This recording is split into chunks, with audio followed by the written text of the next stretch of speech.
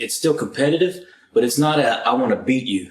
It's I want to raise my level to where you are.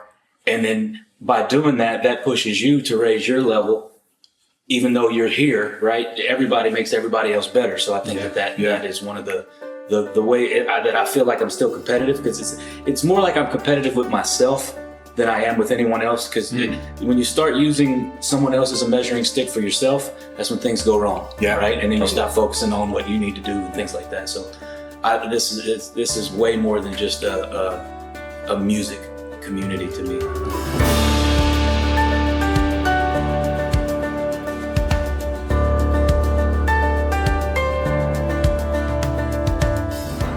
What is happening, everybody? This is Dave Croft, and welcome back to another episode of the 52 Cues podcast, your weekly insight into all things production and library music.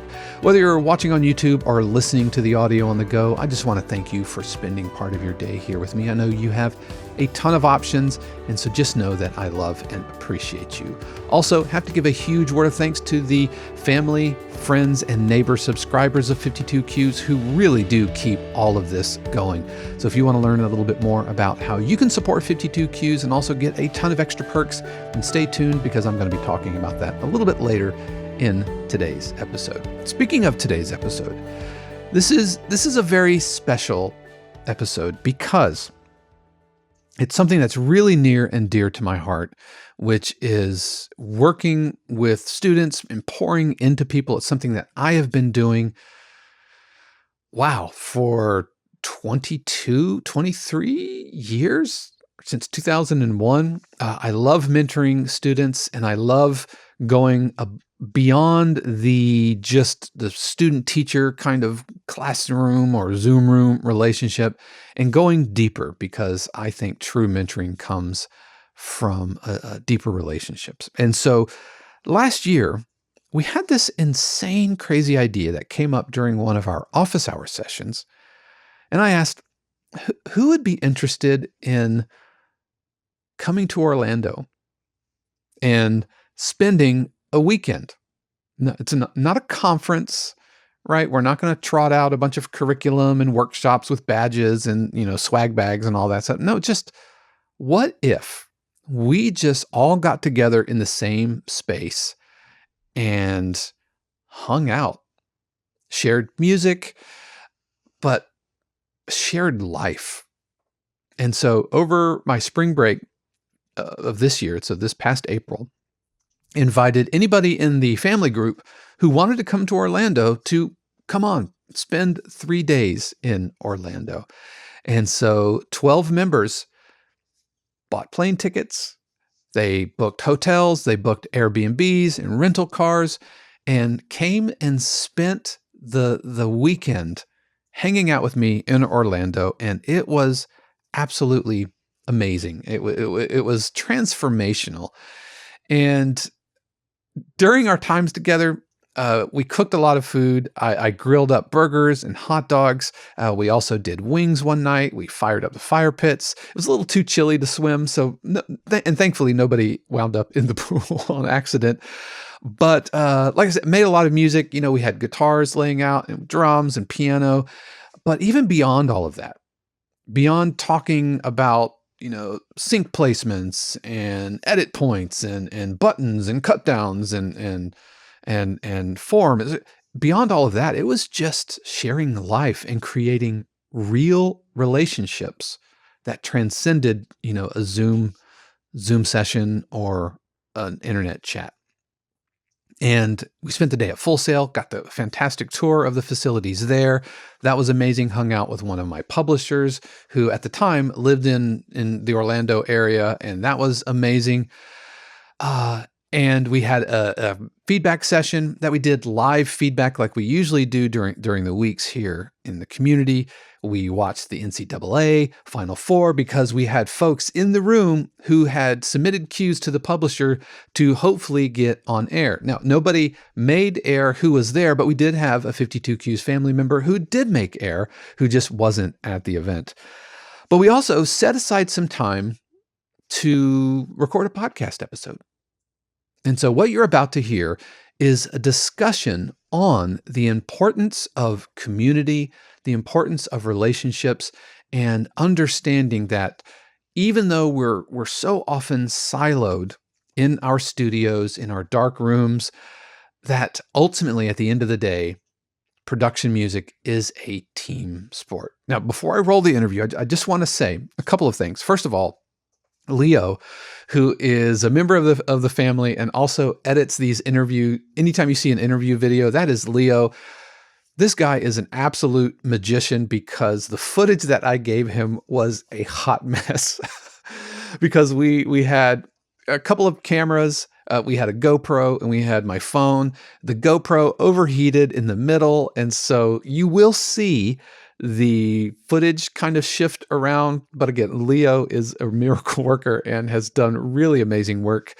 And even though I am on a microphone, in order to record 12 people in a room, we have a couple of Zoom recorders. And so I just want to say on the front end that this doesn't really hold up to the standard audio quality that I really work for, and that is not because of Leo or my editing or whatever.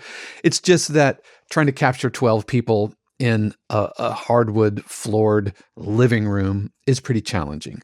So I guess apologies on the front end for the audio quality, but again, tip of the hat to Leo for working his magic. But this was a really special time, and I promise you, this isn't just meant to sound like a commercial for the community, but these folks who came into Orlando really, really love the community, love each other, and I hope you enjoy the interview that I had with the family of 52 Qs. Today, on a very special 52 Qs podcast, I am joined live in my own home by some of my favorite people in the world. I'm so glad to welcome family members to the podcast. What we're going to do, instead of going one by one and introducing ourselves, I just want you to say your name all at the same time. All right. So 3, 4. All right, Leo. Video editor is going to extract all those. No. But it's a really poignant topic that we're talking about today, which is how production music is a team sport. And so what we have going on this weekend, and this is our third day of what we're calling the 52 Qs Family Reunion. And folks from literally all over the world, and certainly all over the U.S., have come to Orlando for kind of hangout time, togetherness, being together, eating lots of food, and just creating relationship outside of the production music tutorial space, outside of, we're all here to take something. I feel like everybody who's coming is leaving and imparting something with someone else. And so I thought, what better time to talk about the fact that production music is a team sport, right? All the way from composers up to publishers and libraries and music supervisors. Yes, it's a team sport, but also the support within a community like 52 Qs.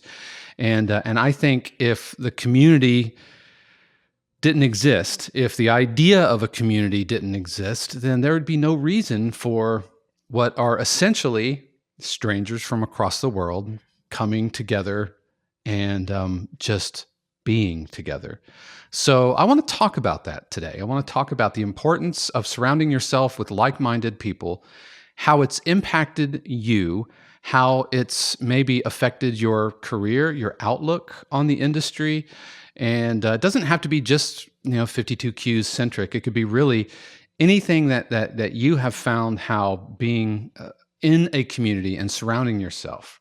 Is there anybody that and we can start from this weekend, how has being around these other people, how is it different from like our Zoom sessions versus, seeing each other on the forums or anything?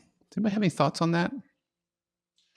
Yeah, I mean, like just seeing each other in person and like, oh, wow, you're a real person. Just like in the little screen in the Zoom, and just conversating about just random life stuff. And then there's something about that connection face to face, and you get to shake their hand, hug them, whatever. And it's like, it just takes it on a whole different level that you're like, hey, you're doing the same thing I'm doing, just in a different way, but we're all doing it together. And that just, I think, creates a much tighter bond.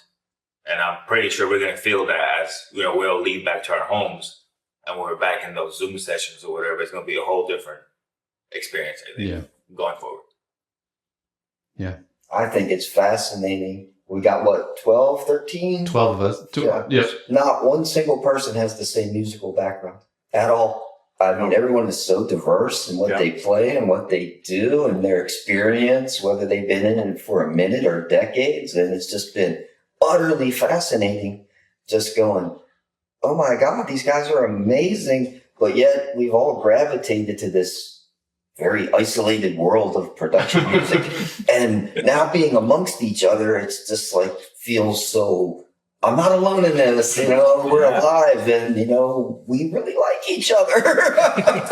Yeah. Yeah, it's a deepening of relationships. And, we all probably signed up for 52 Qs back in the day because we wanted to be better composers and successful in our field. But it's like, this is something much broader.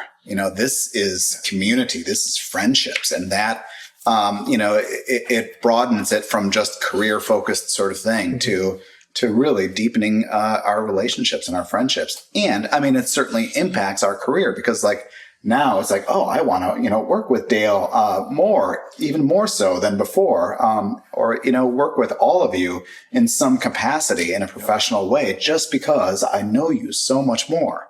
And it's really exciting. Yeah. Also would say, Dave, that also, I think bringing us all together and as far as building relationships allows us to be able to become stronger. I think as we continue to be able to learn, and as far as in the industry, that we always need to be learning. I know myself, it's like I could do a better job as far as learning, but what's been great as far as the days that I've met with colleagues and everybody part of the family community here at 52 Qs, allows me to be able to kind of seek or to be able to, if I need some help as far as, whether it be, within the DAW or as far as effects or as far as virtual instruments or that, or how to be able to get to that the next level, or whether it be on the production side, it's been great that I meeting everybody here, face to face, it's allowed me to be able to have a stronger sense of community and help me to be able to move on to that next step, wherever it may be. Would you say that you're more likely to reach out and say, hey, I need somebody to help out with this, or hey, 1,000%.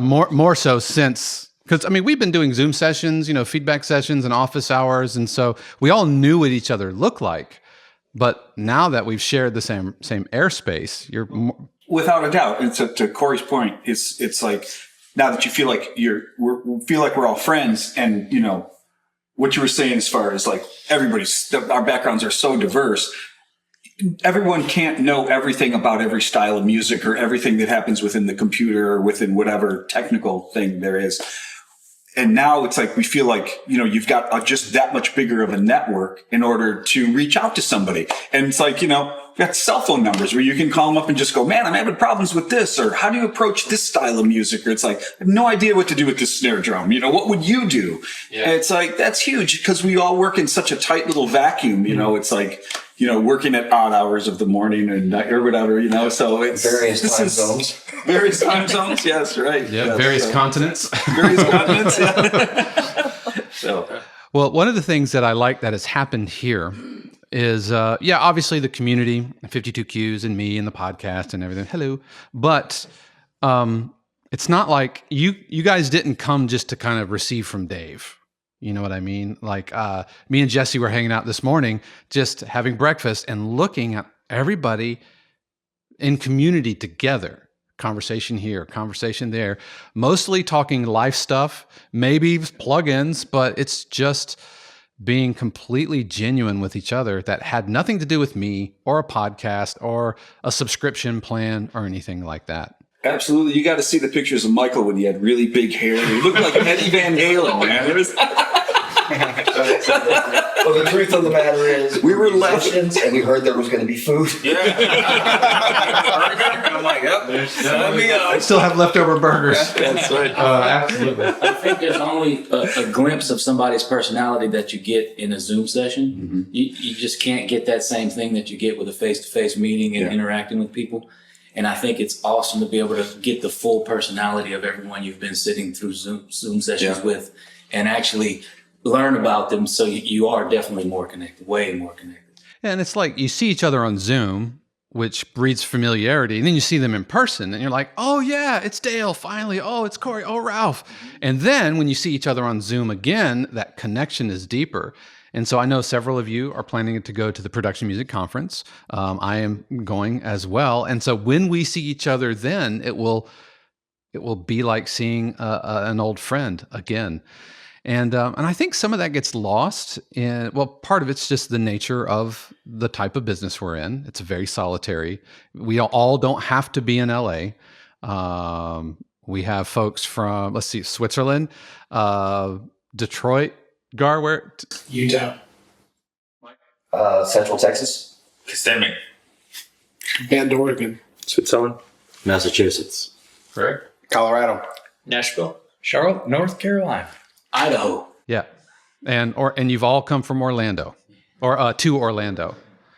So we have people from all over the world who are joining us and we do see each other on Zoom, but it's such an isolating thing that we get in our own little pods and we're in our darkened studios, and we spend all day in headphones and it's easy to feel like you have to do it on your own. We're library music composers. We pitch our music to a library. We're expected to have like a total mix and mastered. We're expected to perform nearly all of the music ourselves. But I think being in a community and coming to something like this kind of reinforces that, no, you don't. This is a team sport. And so does anybody feel like, did you feel charged creatively from this weekend? Like, oh man, there's so much I can do.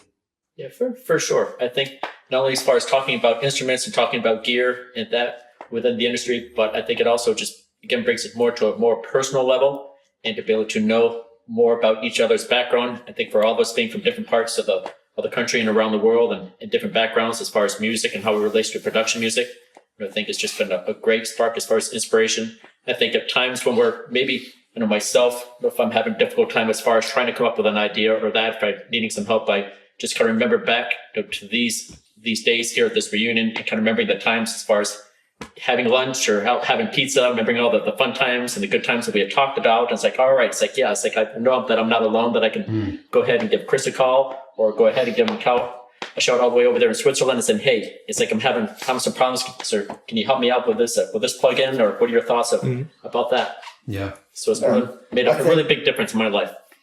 I think we all know what our strengths and weaknesses are with writing or, composing or whatever.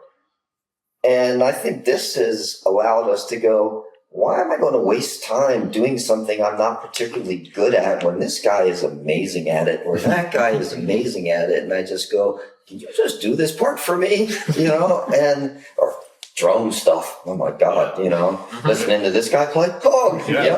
I'm never touching a drum machine again. But I think we may have been a little more reluctant to reach out in that capacity before because it is so isolated and it's like, oh, it's my track against your track. Who's making the record and who isn't, Now I think it's more like we're probably more inclined to say, can you help me with this? Absolutely. Or what chord is this? Yeah. So yeah. What's that term on movies or shows when they break the wall between the camera and the Fourth wall. Yeah, it's like you're kind of breaking this wall with like, again, go back to what I said with, hey, this is a real person here. So now it's like it's just I can't explain it really well, but it's like it was much easier now. Hey, yeah, can you help with the drums? It's like we've met and we talked, and it's like it's a person, and it's not just a Zoom link. Yeah, it just breaks that barrier. Yeah. Yeah, So another example of that is like last night, Chris and I were talking and we started sharing just like music that we liked with each other. And out of that, like I had listened to, what, he played or what you played, like that was from him on the, like when we were at Full Sail. And I was like, I've got ideas, dude. We got to do some things together. Like this is so cool, like what you're doing, and like being able to share and hear like what he's working on and like how I could help. Like, hey, how can I like, partner with you and like, like help elevate what you're doing already so well, and be part of that, with you. That's such an exciting prospect. Another exciting part of this weekend was getting to meet with one of our publishers who we write for through the 52Q's briefing room, hearing his vision for the future and plans for his library was very exciting, and it kind of revitalizes the creative energy a little bit. Did that, and a shout out to Rob Astor at RR Hot, did that help you feel like you had more kind of ownership in the process? I mean, we know it's his library, but he kind of came out and he fed us. He took us out to lunch. There you go. Yeah, we're really thankful for that. Yeah, he treated us like friends. Yeah, and that's Rob. Great guy. To say he's open to any idea. Yeah. Probably not a norm. Very approachable guy. Yeah. What you're saying about like it, hearing his conversation and then just like hanging out with everybody and getting to know you better, Dave. And it's just like, I don't know. I kind of feel like I have a little bit more of an optimism. Not that I'm not optimistic, because I am. I mean, but an optimism like in looking forward and what do we do? Sometimes we all sit around in the middle of the night and wonder, what do we do next? Like, why are you doing this? And all of the things that run through your head. But it's like, it just kind of like has revitalized a little bit of like that creative spark in me of going, I kind of feel like, there's going to be room for everybody in this. It's like, that's why it's like, you say it's a team sport. There's room for all of this. Yeah. And it's just growing, so. Why do we think, because at the end of the day, we are all competitors. We are all, especially if we're on the same album, we're all pitching our music. Some of us might get air, some of us might not. But I mentioned yesterday how one of our members, who's a writing team, shout out to Michael and Yuka, they got air and made some air on the NCAA tournament. And we are all ecstatic for them because we know their journey. We know the ups and downs that they have been struggling with. That feels special. That feels like I'm trying to imagine other industries, like a bunch of drummers auditioning for a jazz seat, a jazz band or something like that. There's cordiality, but there's not real friendship, right? If a buddy of mine got a gig over me, I'd be happy for him, but I wouldn't feel joy for them. Why do you think that is? I would say, besides the like maybe obvious like that, it's like-minded individuals coming with the same, I think, mature heart, right? And like, but also give props to you that like there was never any real gatekeeping from the beginning. Like that foundation was set there, and if you're attracted to that kind of the speech and the way you taught and the things you said, like just like-minded is going to come around like-minded. So I think it's really from the beginning, from the foundation you built. Yeah, and that's just kind of the universal law of sowing and reaping. Like what you give, is what you receive. So if you put out into the universe something you want to receive back, then it will be gathered to you. And I think that's another aspect of that too is there's guys here that have hundreds of tracks in libraries, and other of us that only just are getting started, and listening to their wisdom about this is what you should do, this is what you shouldn't do. This worked for me. That it's priceless information. You can't buy that anywhere. No. Yeah. There's nobody on YouTube telling you the real deal, which we discussed, I think the shared goal has a lot to do with it. Everybody having the same shared goal as far as what the end result would be, and a kind heart, of course. But I'm an uber competitive person, but the competitiveness I have in this space is not a competitive, like, it's still competitive, but it's not a, I want to beat you. It's a, I want to raise my level to where you are. And then by doing that, that pushes you to raise your level, even though you're here, right? Everybody makes everybody else better. So I think that is one of the way that I feel like I'm still competitive, because it's more like I'm competitive with myself than I am with anyone else. Because when you start using someone else as a measuring stick for yourself, that's when things go wrong. Yeah. Right. And then you stop focusing on what you need to do and things like that. So this is way more than just a music community to me. That's really it. When you care about somebody personally, it's not just that you're like, in the case of like, other drummers or, other guitarists or whatever, like you're competing, even though like you have a similar, kind of outlook, you play the same instrument, you have similar experiences, you have those things in common, but you're not necessarily like invested in the success of those other people in the way that this community is. Like, we really do care about each other on a personal level.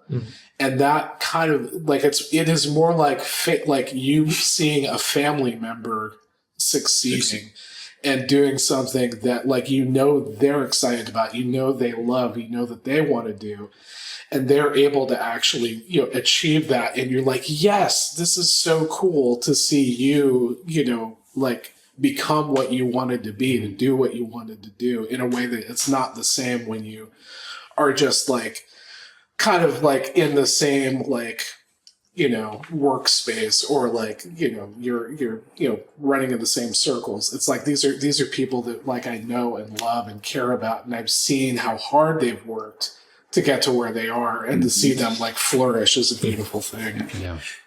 Back to Michael and Yuka, Dave, you and the community fosters this like all-inclusive sense of belonging and of community and family. And it's just like, I think maybe a week before this, I had reached out to Michael I instant messaged him. Thank you. And because we have ties to Michigan. He grew up there, about 20 miles from where I live. And so anyway, I ended up having like a 45-minute Zoom conversation with the two of them and got to know them. And they're just this wonderful couple and really talented and just great people, And so it's like, then when they hit that home run, I'm just like, man, this is great. They're like one of us. It's great, So you genuinely feel it. Yeah, it's the same kind of pride you feel if like your brother and sister, got first place on a track meet or something like that. It's that familial type of pride and love and kind of bonding. I mean, I've said this before. There's no mystery of why, I call this, neighbors, friends, and family. That's what community is about.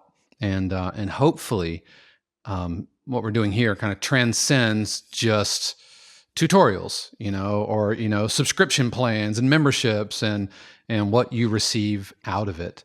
Because there are plenty of folks out there that do that, and that do that really, really well.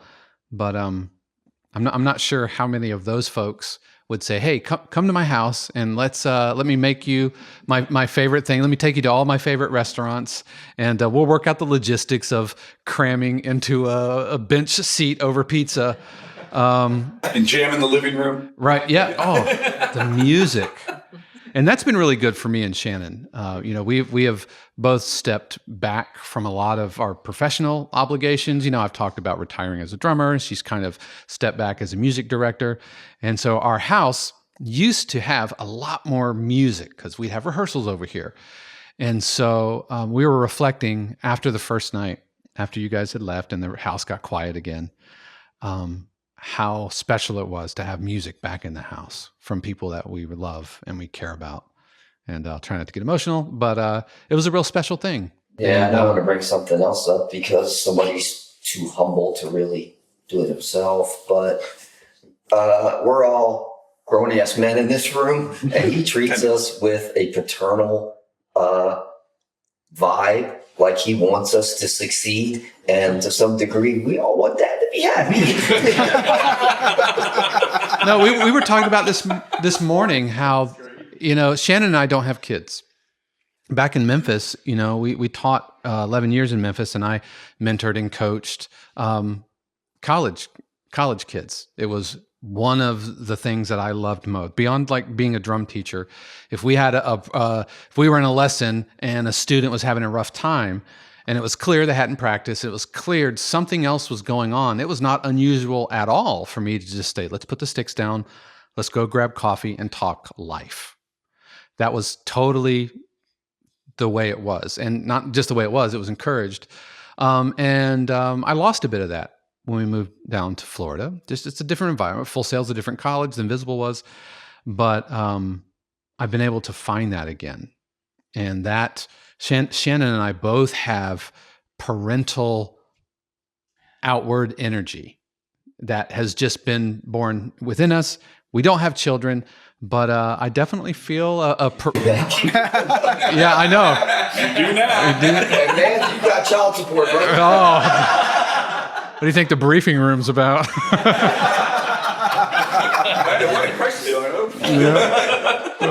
Have I told you about the new subscription and the marketing funnel? Anyway. But no, I'm glad you said that, because you are, and some of you are older than I am, but there's still this parental energy that goes out, and so for a long time we didn't know what to do with it, but we found it.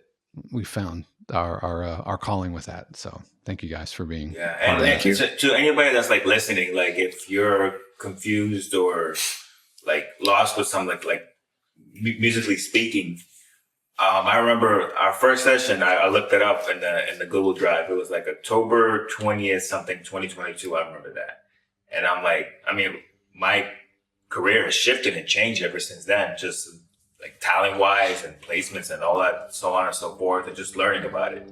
So like, and I just came from one session. I'm like, I heard you on the podcast. I'm like, this is legit. Let me reach out, and it was so much more than I could have ever thought it was going to be. Mm-hmm. I thought we were going to talk about, like how to make this and that, and it just became this thing. But it's taking that step and putting a faith into another person. So I believe if you take care of the person first, all that other stuff will come.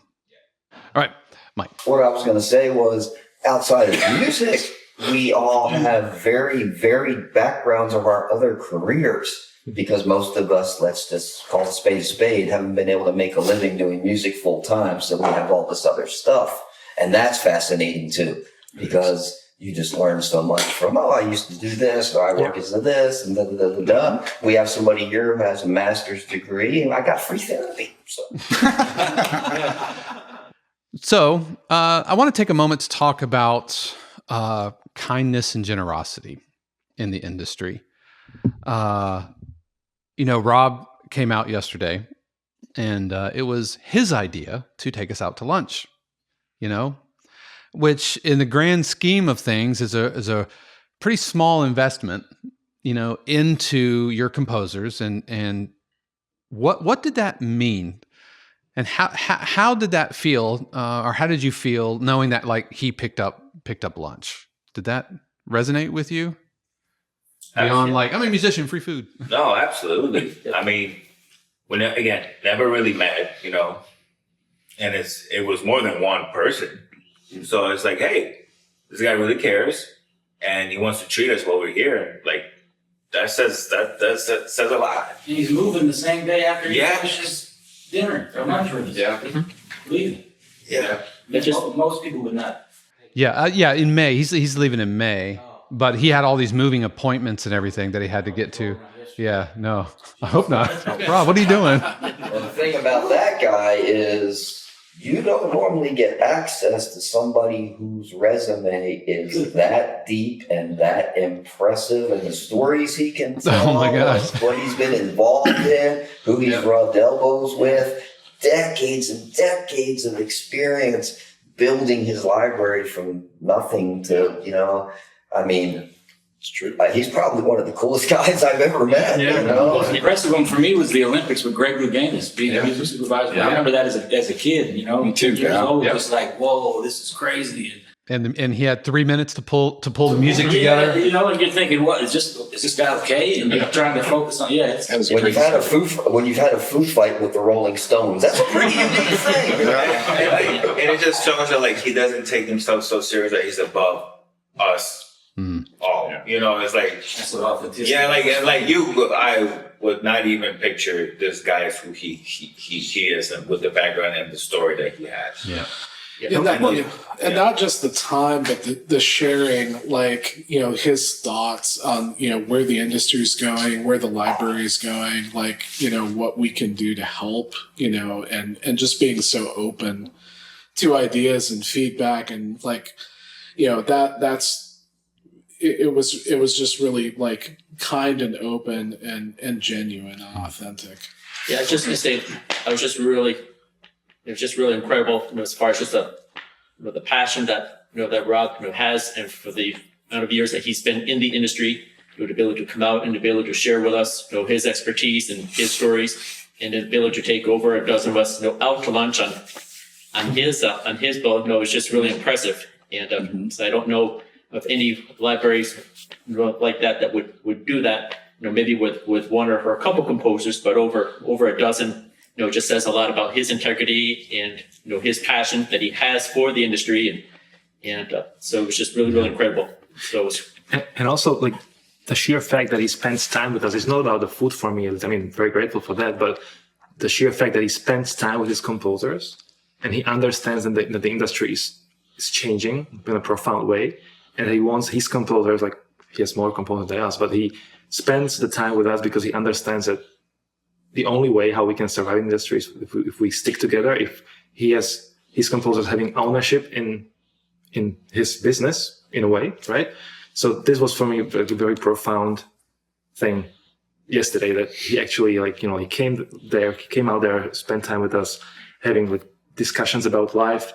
And it was not that much like, you know, free food, not at all. It was just like, he realizes that he needs, like, we all need to like be more involved, like be like composer community, composer collective, you know, like so that we can be, you know, like the AI and all this thing. We just, you know, like team sport, we have to be a team, and he understands that, and that was a very profound realization for me. Yeah, Well, I think too, I mean, in this day and age, you know, post COVID and everything, where everybody's online, and, you know, all of our relationships are with libraries, you know, states or even continents away from us. It's like, you know, library owners that we've never met before, that we are working with, you know, it's all so digital and virtual and everything. He's very old school. I mean, you know, he sent many of us Christmas cards, for him to do that and to come and meet us and buy us dinner. I mean, I think that speaks to his character, and therefore it makes us want to invest in him more, and do the best we can for him too. Yeah, he's from that era where relationships were, that was your negotiating thing, all about the relationships. Everything. Right. Everything. Yeah. You know? Really And genuine. he just brings that to the table of that, you know, authenticity. You know? You feel his sincerity. You really do. You really do. And so if something goes sideways, like it takes 18 months to get, you know, the cue sheets put through the system, now that you've had a face-to-face, you know that it's just not some corporate faceless entity on the other side, but it's a human being in your corner fighting for you and working for you, which makes you, like, if he needs something, like, oh man, can you turn this around really quick? Can you do a knockoff of my shot, you know, in 28 hours? Then yeah, I'm going to answer that call. yeah, you're really motivated. Yeah. I was, to myself, I had a little thought in my head. You know, I've been around a lot of salespeople in my life. My brother owns a hotel, and he's not the most ethical businessman, I think. But, He's going to see this. You know that I have no filter by now. And we love you for that. I appreciate it, because I can't control it. But no, you know, in that capacity that he's in, you have to be a salesman too. You know what I mean? You're pitching this music, and you're pitching somebody else's music. And if you believe in what you're doing, it's visible and it's noticeable, especially to the people that are trying to help you and that you were helping in this arena. And so I was like, okay, is this going to kind of come off as kind of, you know, a business pitch more so than a just a genuine individual? And that was so clear that it wasn't a business pitch. It's what he does, but that's not who he is. You know what I mean? And that was evident just in that time frame from sitting down and speaking. Well, in hearing his stories and stuff and making us laugh, it's just like, this is a genuine individual. He loves music. He's a musician and he loves music and he, you know, loves musicians, and we're all a bunch of knuckleheads and we got along, you know? So it's, I have to believe that there are other people out there. There are other communities, other publishers or whatever, just like that.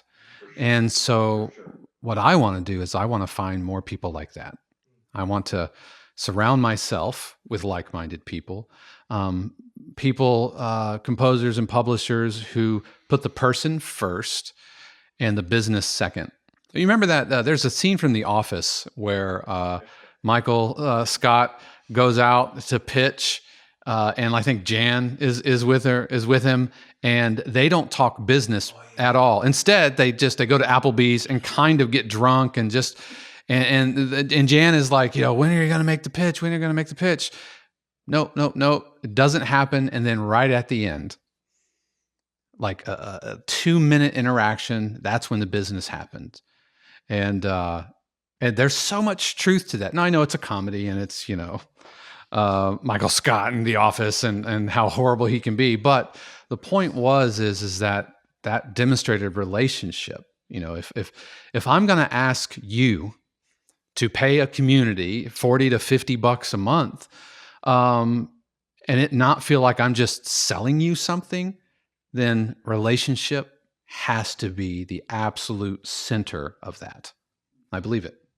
I believe it. Everything else will happen, but it starts with the relationship. It starts with the holistic approach and not focusing on like funnels and, you know, buy my ebook and all that kind of stuff. It focuses on, if I can help you have a transformative experience as a human, then that will carry over into cues and royalties. That's what I believe. I'm curious about this. How did you all find him? What was your gateway to Dave? You know, mine was one of the guys I do software demos for, he interviewed. And I'm like, who's this character? And I'm on the internet vetting this guy. And I'm like, hey, man, this guy seems pretty legit. I need to know more about this. And it was like, here I am. Yeah. Just like that. So I'm probably the longest member of the community. Maybe somebody's as long as I'm here since beginning of 2019 when this was still a Facebook group. And my gateway today was Dan Graham's book, like a series of articles on Sound on Sound magazine, where he talked about like library music. And then somehow I found on Facebook, there's Facebook group 52 Qs, which is kind of based on that premise of that series of articles. 1 Q a week, yeah. Exactly. And it was early or late 2018, early 2019 for me. So I'm not sure if anybody's been as long here as I've been. But this is like what I want. I'm going somewhere with this. I'm not bragging because I'm the longest. So what I wanted to say is that, like, by then I've had like many years of music education. Like I've, you know, many years of guitar studies, production studies, whatever. He's being humble. He has a degree from Berkeley. Exactly. Come on, Not the point, but the point is that I at that time, 2019, I didn't know anything about production music. Every single little thing I know about it, and all the successes I've had, go back to Dave somehow. Like he told me about like writing one cue a week. Like before that, I had not written like almost anything, even though I studied contemporary production. Like I wrote a lot of music for my project at school, but I didn't write consistently at all. But thanks to Dave's group, I started writing 1 cue a week. For the whole 2019, I wrote like 48 cues because like holidays and stuff. And then next year I did the same thing and then same thing. And like now I have 250 cues thanks to this routine that I learned from Dave. And then Dave told me like sometime halfway through 2019, hey, you should try Taxi. I did that. And I got my first relationships through Taxi and my first placement and so on. So like everything I built up, and now I've had some success already, all ties back to Dave. So what I want to say with this is that yesterday you mentioned that we are kind of your customers, right? I have never ever thought about it this way. Like this is all a relationship that we have with you. Like you've been my mentor for like 5 years now, and everything I know thanks to you. So like I would never think about this like being a customer or like you are pitching or something. Like I buy everything you have out there because like I mean I wouldn't be anywhere close to where I am right now. If it was where And now I you're am. sitting in my house. And I'm at your house, right? And you Same brought me place. chocolate from like the finest chocolatier of Switzerland. I found Dave through the YouTube channel. And back when you were doing feedback on the YouTube channel. Yeah. And I submitted a track and it got reviewed. And he said, well, it was an acoustic, kind of happy clappy track. And at the end of it, I had this cool little guitar riff going on. He says, why is that just at the end of the track? Put that in the beginning too. And I did. And that was one of the first tracks I got signed, you know, and ever since then, you know, and I say this and it's not blank kissing, but when we do the feedback and stuff, it's always making my tracks a little bit better. And I really appreciate that. You know, it's just, that's been a huge help. Excellent. Excellent. He was my teacher. Yeah, Full Sail. Full Sail. Yep. And, Professor Croft. Yeah, and Portfolio I didn't too. know he didn't talk a whole lot about any of that in the class. It was just the class, Right. And I don't even know if it was like if it was Jack or Chris White that told me about it, or if I just from listening to you and then hearing it somehow, and then I was like, you know what, I need to get somewhere where I can be around people that can give me qualified feedback and things like that, and the about $4 a month I saw, and I was like, no, this is too good to just dip your toe in. Let's jump in, you know what I mean? So I went to straight one, and I don't even submit a track every week to the feedback, but I like being there to just listen to what people are doing and hearing the comments that are okay. You need to, you know, and then you take notes on, hey, this instrument goes in this genre generally. Yeah, because you can learn by seeing somebody else get feedback. You can learn by giving feedback. Yeah, that's a Jedi mind trick right there. Like leaving feedback. Yeah, just sitting and listening to I'll chime in or sitting on the feedback sessions where I don't have a hat in the ring, and I learn as much from those as the other ones, you know, as the ones where I've got something. And that's the spirit of generosity, you know, just over giving, over sharing, believing that, you know, what you put out into the universe, you'll receive. And that's, I've said this before, but I want to say it on the air. My heart is full. My heart is so full that you are here, that you've decided to catch flights, rent Airbnbs and cars and Ubers, and just spend a few days. And Shannon is napping right now. She has very much earned a nap. She's like, I'm going to nap during the podcast. But this is some of Shannon and my life's greatest work. You guys. Your success is our success, and it has nothing to do with royalties and placements. I mean, that's great, but that's not ultimately what we're doing here.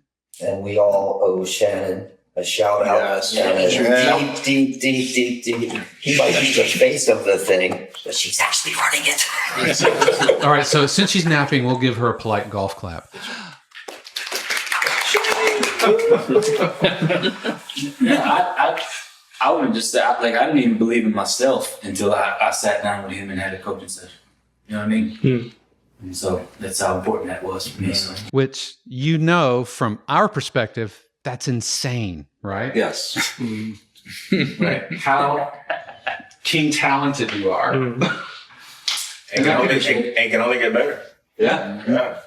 So that goes for everybody here. And my drum programming chops have gotten so much better. Second half of that hit the snare. It's like, Have you thought about a groove in Act 3? If you ever want to get humbled, send something that's got like real drums, ha ha ha. And oh my God, it's like I'm never doing that again, you know? Yeah, they joke about having a bingo card, you know, and like, oh, Dave mentioned backbeats. That's center square, you know. You didn't hit the kick with the crash. That never happens, guys. One of my notes is I put the amount of time it took for you to turn and write something down. I've gotten conscious of that ever since I turned on the side camera. I'm like, if I'm writing, because sometimes I'm writing down like, hey, really good job. Yeah. But, you know, especially if it's something that you are like really not sure about, and then it comes up, and then like, oh, Dave starts writing. It's like, That was going to be a problem. That was right.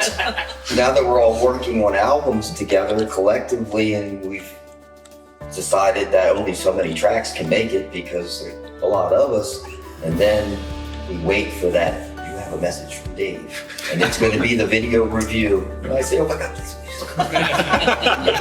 Okay, here's the 27 things that are wrong with this. So let me put everybody on the spot. If we were to do this again, would you come back? Yes. Absolutely, for sure. How long has it been tomorrow? That was the date. I just wanted to say the same thing. Just another You critical act as if I'm leaving. Don't make me like get squatter's law up in here. Technically, I'm a tenant. I've been here 30 days. But I just want to thank you guys. Really thank you. And thank you, if you're watching this, even if you're not a family member, you know, or a friend or neighbor, whatever. Thank you for just being part of the community. This is what I'm here to do. And I've said before how, you know, you can be a composer and a mentor and an educator. And you are fulfilling my purpose. And so thank you. Really, really appreciate you. Our day here isn't over. When we're done, we're gonna do a live feedback session, right? We're gonna listen to each other's music, and then we're gonna have some chicken wings. And so really looking forward to that. Thank you guys very much. Really appreciate you. Thank you. Thank you. Call for squat. Been sleeping. Every week I talk about how this episode and the podcast and the community, the channel, would not be possible without the amazing support of our family, friends, and neighbors, subscribers of 52Qs, who do pay their actual real-life money to keep all of this going. And in addition to being thriving members of the community, as well as supporting me and Shannon and everything that we're doing here, they also receive extra perks like live streams, workshops, Zoom feedback sessions, hundreds and hundreds of hours of video archives, weekly Q breakdowns, production music almanac, living ebook, and the opportunities to submit to real music libraries. Now, it's free to join 52Qs. You can just go to 52qs.com and sign up, be a member of the community. We would love to have you. It will always be free to join the community. But if you've been watching, or if maybe this is your first time, but if you're wondering, is there a way to kind of level up my production music skills in the industry, meeting like-minded, super friendly, very generous composers? Then why don't you think about subscribing? Memberships start at around $4 a month, and we would love to have you. Again, that's 52qs.com. Once again, a huge thank you to Leo for the wizardry that went into this edit. I could show you the timeline, and it looks, man, it looks like a Hollywood film. The number of edits and everything, and the panning and zooming and all of that. Again, Leo, thank you so much for that. But that is going to do it for us today. Once again, thank you for joining me, and a huge word of thanks to the family, friends, and neighbor subscribers of 52Qs.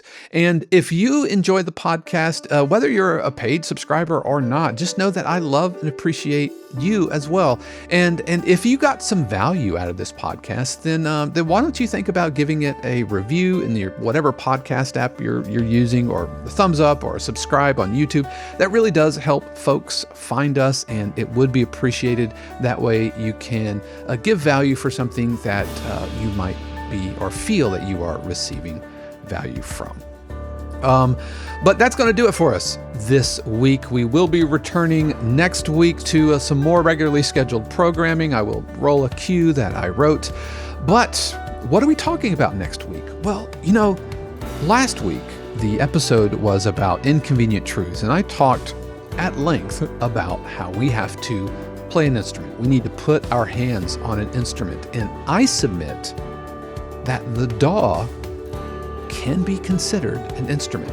So I'm going to give you tips on how you can treat the DAW like an instrument so that there is less friction between your creative idea and the output into the DAW. Whether you're using Logic or Ableton, Cubase, whatever, this will be a DAW agnostic show. But next week, we're going to talk about how to play the DAW like an instrument. So you definitely want to stick around for that. So, that's it. That is the show. I hope you've had an amazing week 25. And I know you're going to have an amazing week 26. How do I know that, friends? Because I trust and believe that the universe has amazing plans just for you. Until next time, peace. The 52 Cues podcast is copyright 2024 818 Studios, all rights reserved. The music played on the podcast is copyright of their respective owners and is used with permission and for educational purposes only. For more information, including joining the community or becoming a member subscriber of 52 Cues, head over to 52cues.com.